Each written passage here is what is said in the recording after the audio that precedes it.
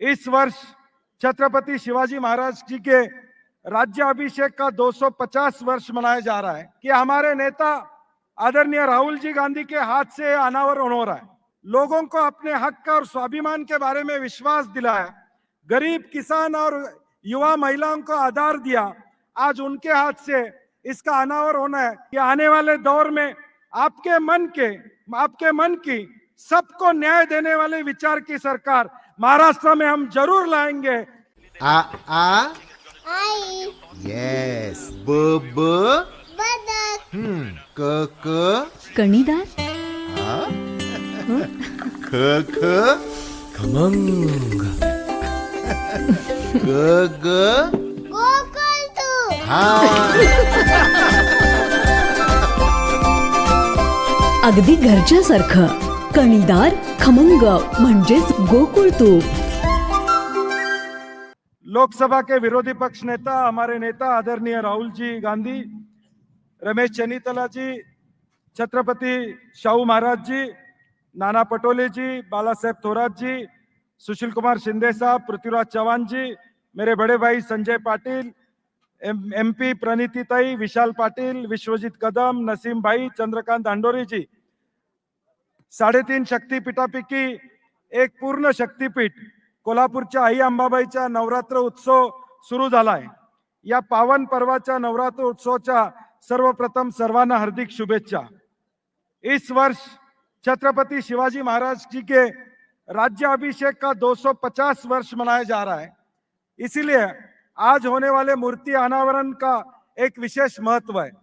Sir, कस्बा बावड़ा जो ये भूमि है, यहाँ पे जो स्टैच्यू बनाया गया है, यहाँ राजश्री शाहू महाराज जी का जन्म यही इसी भूमि में हुआ था। लक्ष्मी विलास पैलेस यहाँ पे, वहां पे राजश्री शाहू महाराज जी का जन्म हुआ था। और हमें बड़ी खुशी है कि आज छत्रपति शिवाजी महाराज की शूरता को नमन करते हुए उनकी एक ऐतिहासिक मूर्ति को इस पावन भूमि में स्थापित किया जा रहा है। 18 पगड़ जातियों को लेकर छत्रपति शिवाजी महाराज जी ने हिंदवी स्वराज स्थापन की थी और उसी तरह समाज के सर्व समावेशक लोगों की मनीषा को ध्यान में रखते हुए इस मूर्ति की स्थापना आज यहाँ करते हुए हमें बड़ी खुशी हो रही। और दूसरी खुशी ये है कि हमारे नेता आदरणीय राहुल जी गांधी के हाथ से अनावरण हो रहा है, जिन्होंने कन्याकुमारी से कश्मीर तक भारत जोड़ो यात्रा और मणिपुर से मुंबई तक न्याय यात्रा के माध्यम से लोगों को अपने हक और स्वाभिमान के बारे में विश्वास दिलाया, गरीब किसान और युवा महिलाओं को आधार दिया। आज उनके हाथ से इसका अनावरण होना है, इसके ज्यादा और खुशी का दिन हमारे लिए कोई नहीं है।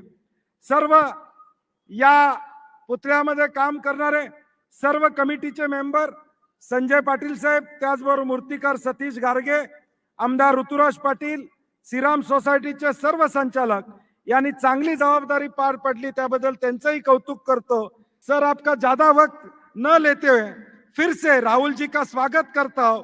और राहुल जी, कांग्रेस पार्टी की तरफ से आपको हम सब आश्वासित करते हैं कि आने वाले दौर में आपके मन की सबको न्याय देने वाले विचार की सरकार महाराष्ट्र में हम जरूर लाएंगे।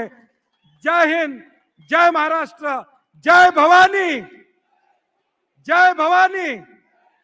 धन्यवाद। अशाच नवनवीन अपडेट पाहण्यासाठी आमच्या केके न्यूज चॅनेलला सबस्क्राईब करा।